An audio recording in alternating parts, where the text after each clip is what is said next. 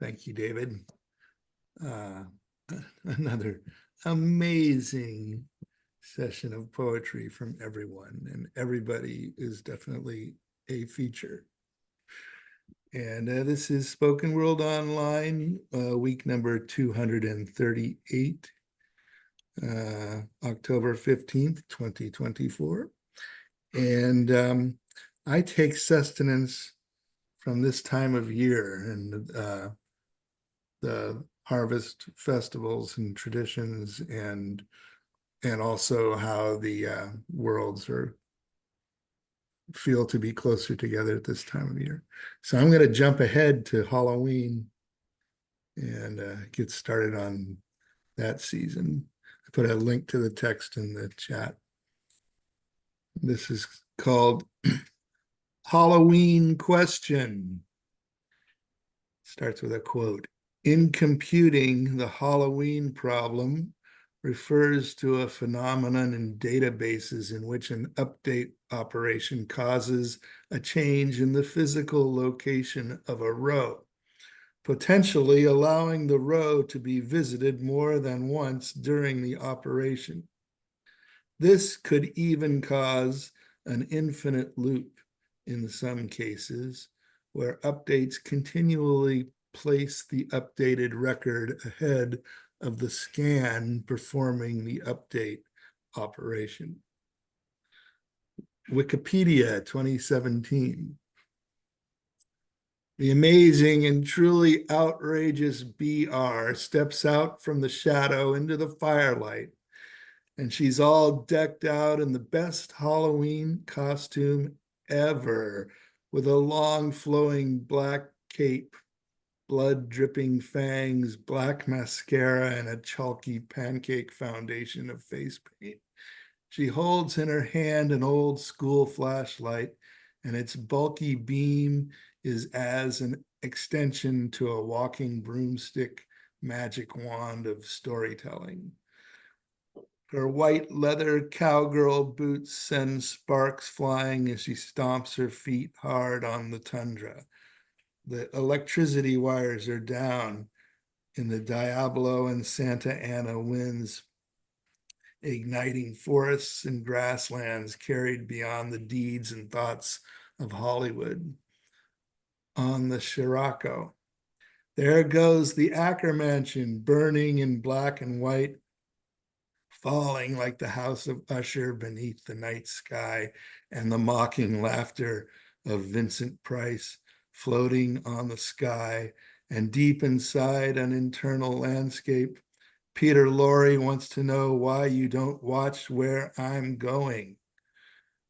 The long and winding road that leads up through the crags of the California and Carpathian Alps in the highlands of Transylvania, the ancient pagan Celts studiously carving turnips into hollow, grinning skulls through which firelight can shine, and in the town square of the typical mountain village, the Inspector General Daniel C. Nettle, Lord High Comptroller of everything, has gotten the crowd of villagers whipped into a frenzy. As they stand about waving pitchforks and torches, hear old Dan shouting out, "Let's go up there to the castle. We'll find McGregor and make him tell us what he knows." Grr, Roarshock. The crowd surges from the town and up the path as wind and rain and snow swirl up. They prove without doubt that a riot is an ugly thing.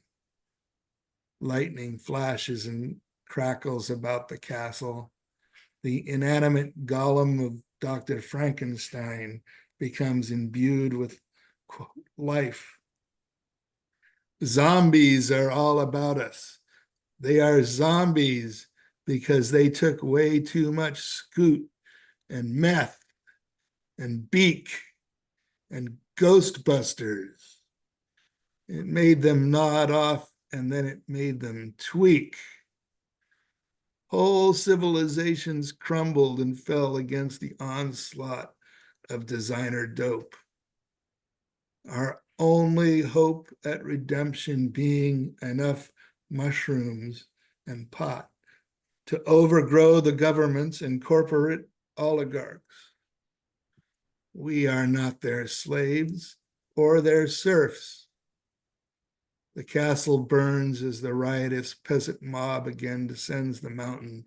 Will they turn against Dan Nettle and rip him to shreds?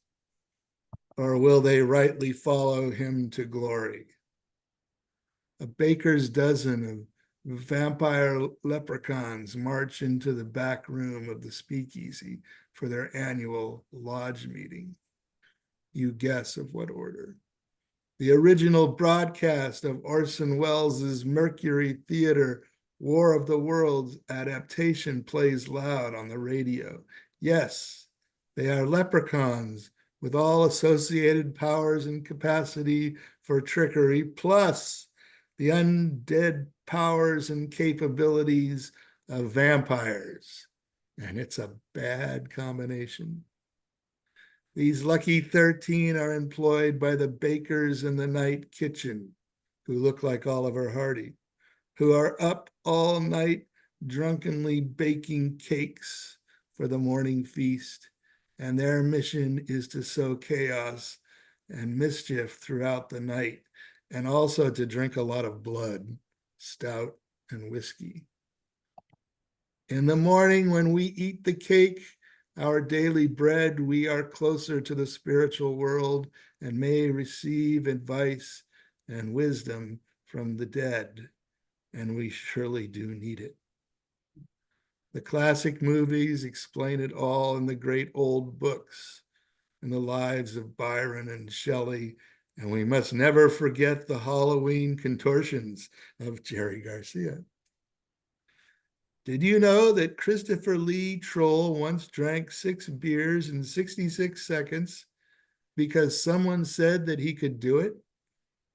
Queen Zoe fears not from the secret files of Area 51.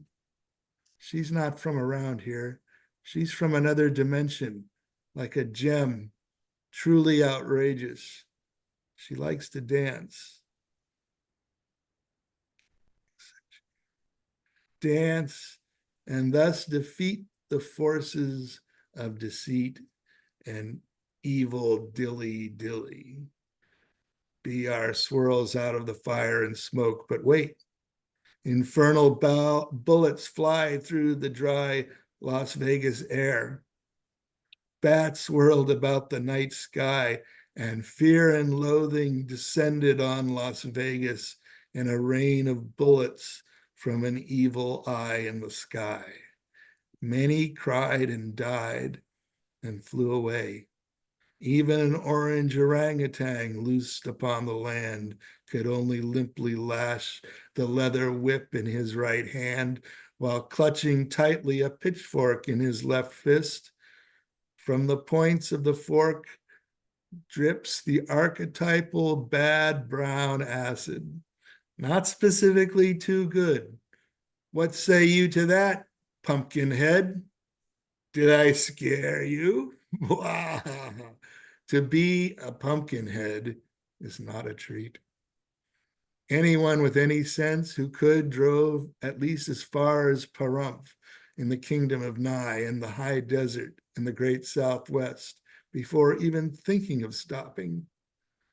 No one knows when or if the disastrous fire will shine again through the eyes of Jack O'Lantern. Tonight, Tom Petty and Fats Domino are leading the Halloween band. Master of Ceremonies, Dennis Banks, new ancestor chief. Be put on notice, jacks of all trades and every little nick in imitation of old Nick. Never more will you bully and abuse our girls and boys.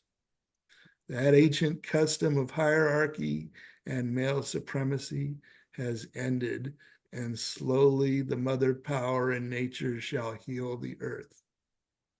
Morning shall come again, and we will return to light. But Halloween always has another layer. Pumpkin jack-o'-lantern carved in ingenious ways and plenty of frights, imagined and real. Beware of broccoli head and other goblins and delinquent teenagers doing damage and theft and violence at the creepy amusement plus scary park attraction with 2 haunted houses. Beware the beast with a million eyes and tiny little ojos negros as you flee in fright and horror, watching the flickering center line along the lost highway. Feel the burn of those 2 black eyes as they get closer, closer, closer. Tag, you're it. Too serious to be joked about. BR holds her flashlight under her chin, the beam casting dark shadows and light. She intones, and since that night, no one ever went down that road again.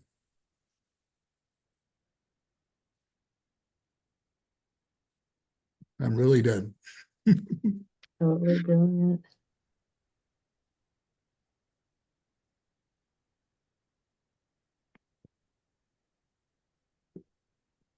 Wow. This meeting is being transcribed for AI companion. That seems appropriate. I've never seen that before. Stop it.